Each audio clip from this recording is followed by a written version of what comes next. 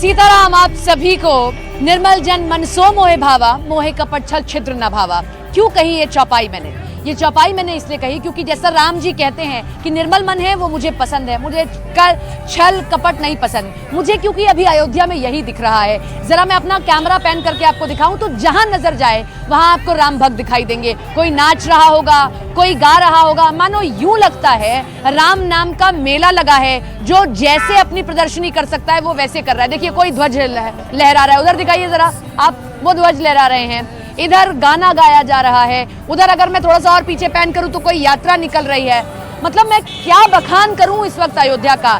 त्रेता युग में अगर कैमरे होते, अगर उस वक्त बखान किया जा सकता तो शायद बिल्कुल वैसी तस्वीर दिखाई देती। उनमें एक ये महत्वपूर्ण लोग भी हैं जो साफ सफाई कर रहे हैं। इतने लोग आ रहे हैं, लाखों लाख लोग आ रहे हैं, उन सब के लिए ये लोग सेवा दे रहे हैं। तो अयोध्या का बखान करना इस वक्त बहुत मुश्किल है। त्रेता युग में कैमरा होते, अगर हम जैसे रिपोर्टर्स एंकर्स होते तो शायद वो तब की और अब की तस्वीर बिल्कुल सेम होती। अरुण का रुख कर लेते हैं।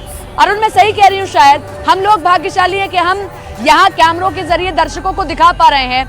मुझे लगता है कुछ ऐसी तस्वीर त्रेता युग में भी रही होगी, तब कैमरे होते तो ऐसा ही दिखता।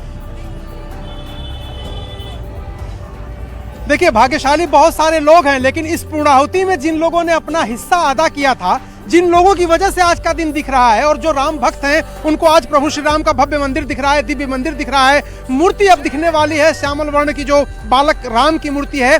उसके लिए जो संघर्ष हुआ है सदियों का, उसमें जिन लोगों ने अपने प्राणों की आहुति देना स्वीकार किया, खून बहाए, उनमें से एक हमारे साथ संतोष दुबे हैं जिन्होंने खून बहाया। बहुत से लोगों ने प्राणों की आहुति दे दी, संतोष दुबे ने खून बहाया। इनका परिचय दे दूं, ये तब शिवसेना में बहुत ही एक्टिव थे। इनको गोली लगी 4, सर में भी गोली लगी, सीने में भी गोली लगी और हाथ में भी गोली लगी। जब ढांचा टूटा तब भी नीचे मौजूद थे, 17 हड्डियां इनकी भी टूटी हैं। संतोष दुबे जी, आज का जो कार्यक्रम आप देख रहे हैं, इस अयोध्या को देख रहे हैं, और तब की अयोध्या जब आपने देखी थी, जरा बताइए तब से लेके अब तक क्या अंतर आ गया? तब की अयोध्या आंदोलन की नगरी बन गई थी और ऐसा लगता था कि कब यहाँ सरकार कुपित होकर फिर से गोली चलवा दे। और हम लोग तो रोड पर चलने नहीं पाते थे, गलियों ही से आना जाना उन्हीं का सहारा। तो वो अयोध्या दुखद जीवन जी रही थी। उस अयोध्या में यूँ समझ लीजिए कि जैसे पांडवों का वनवास था, वो अज्ञातवास, और प्रभु श्री राम का जो वनवास था वो अयोध्या उस दौर की थी। और ये अयोध्या जो है, ये आज की जो मंगलमयी अयोध्या है, वो दंगलमयी अयोध्या थी, ये मंगलमयी अयोध्या है। अच्छा एक बात बताइए, जो गोलियां लगी थी जी, उसका दर्द खत्म हो गया कि नहीं? अब खत्म हो गया सब। राम लला पधार गए, सब दर्द खत्म, अंत भला तो सब भला। तो वो सारी पीड़ा, ये नदी तैर करके उस पार जाना, उस पार से आना, और इसी माझा में नदी के किनारे 4 दिन अमरूद खाकर सरयू जल पीकर रहना, मच्छरों के बीच में रहना। एक मच्छर काट लेता है, डेंगू हो जाता है, तब मच्छरों से ही मित्रता थी। अच्छा, ये जो पुल है, इस पुल से भी आपका गहरा नाता है। जो पीछे पुल दिख रहा है, जरा जयपाल जी दिखा दीजिए। ये जब आंदोलन चल रहा था, इस पुल से कई लोगों ने छलांग लगा दी जब पुलिस ने फायरिंग की थी। जरा इसका इतिहास बता दीजिए पुल दिखाते हुए। ये पुल जो है, इस उधर से उस छोर से वो गोंडा जनपद है, गोनार्द, और ये अयोध्या का पहला छोर है। यहाँ से वहाँ के बीच में आप अंदाजा लगा सकते हैं लगभग कई हजार कार सेवक। बगल ये तुलसीपुर माझा है, इसमें गांव है ये। इस माझा में लगभग यहाँ वहाँ मिला के लगभग 50 से 55-60 हजार कार सेवक थे। और वो गन्ने का खेत था, यहाँ गन्ना सब लगा हुआ था।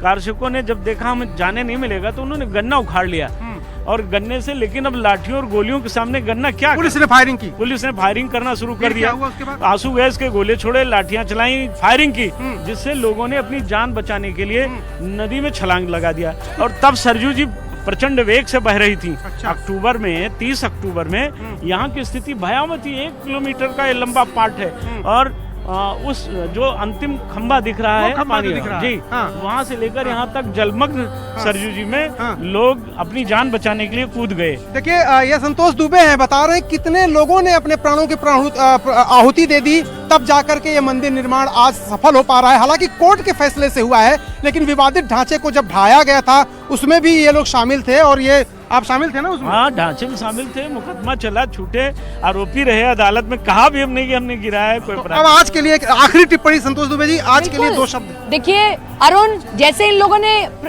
इंतजार किया, वैसे अयोध्या ने भी इंतजार किया, और एक बार नहीं 2-2 युगों में इंतजार किया। एक बार त्रेता युग में, और परिणाम क्या मिला? 14 साल बाद राम वापस आए। आज 500 साल इंतजार किया तो परिणाम क्या मिला? सिर्फ देश नहीं देख रहा है, दुनिया राम मंदिर को देख रही है। हम लौटेंगे आपके पास में, लेकिन अब अपने दर्शकों को रिपोर्ट दिखाते हैं कि राम धुन किस तरीके से सब पर चढ़ी हुई है। क्या अयोध्या, क्या कोई और शहर, पूरा देश, पूरी दुनिया सिर्फ एक ही नाम कह रहा है, वो है राम, राम और राम। देखिए रिपोर्ट।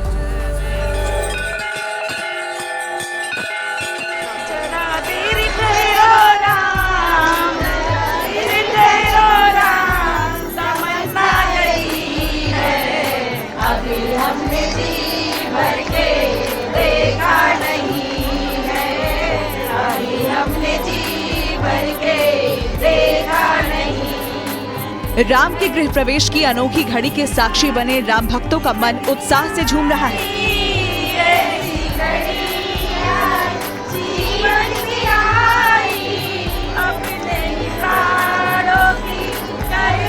अयोध्या के सरयू घाट पर उत्सव मनाया जा रहा है। हजारों की संख्या में अवध की महिलाएं गीत गा रही हैं।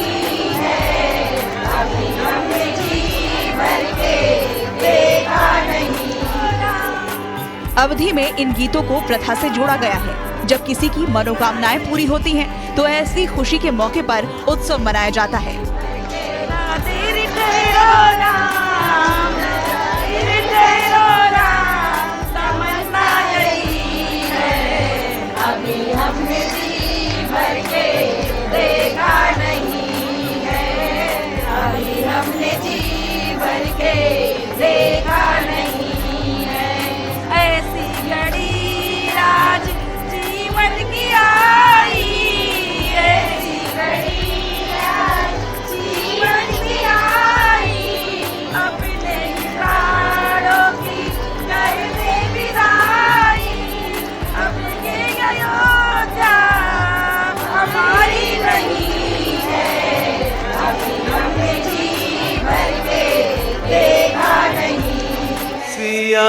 राम सन्मुख रहो,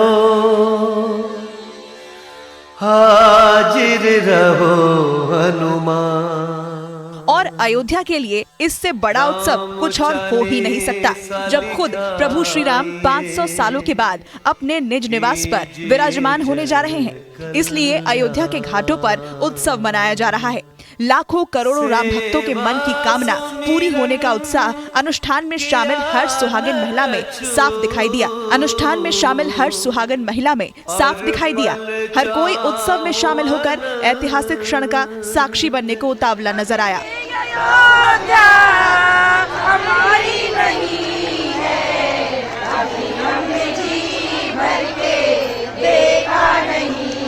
सदियों पुरानी मनोकामना जब पूरी होती है तो उत्सव जैसा माहौल होता है, और वही उत्सव अयोध्या के सरयू घाट पर देखने को मिल रहा है, जहाँ देखिए हजारों की संख्या में महिलाएं प्रभु श्री राम के घर आगमन को लेकर के जो उनकी मनोकामना पूरी हुई है उसका उत्सव मना रही हैं और पूजन कर रही है। पूजन अवसान मैया, जिसको यहाँ स्थानीय भाषा में दुर्दुरिया पूजन कहा जाता है, उसका पूरा जो है ये धार्मिक अनुष्ठान हो रहा है। उसकी वजह क्या है? वजह यह है कि प्रभु श्री राम अपने गर्भगृह में आज विराज रहे हैं। उनके बाल रूप की 5 साल की मूर्ति, मनमोहक मूर्ति विराज रही है, और ये सदियों पुरानी मनोकामना है।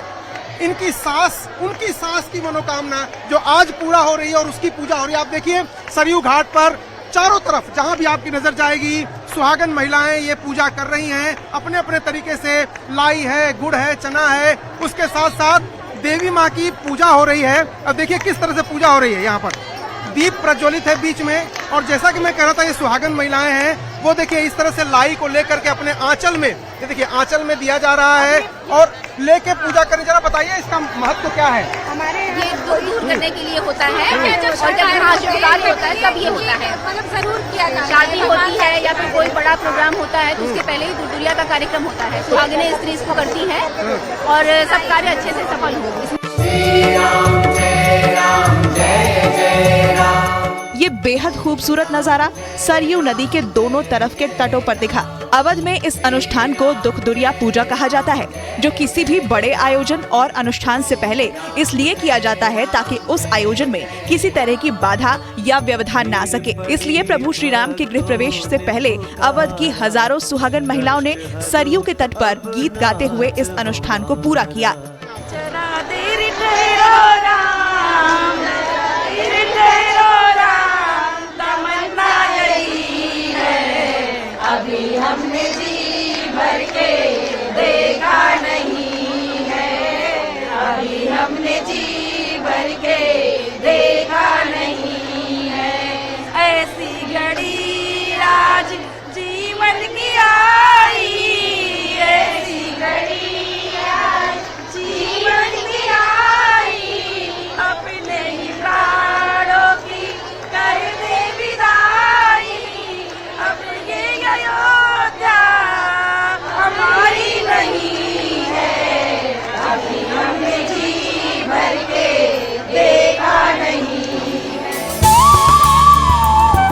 सरयू के राम की पैड़ी के दोनों तरफ ये महिलाएं दीप, आम की पट्टी, सिंदूर, हल्दी, लाई चना और गुड़ के साथ पूजन करती नजर आईं। 22 जनवरी को रामलला की प्राण प्रतिष्ठा से पहले अयोध्या में कई तरह के अनुष्ठानों का सिलसिला जारी है, जो इस आयोजन को और भी भव्य बनाते जा रहे हैं।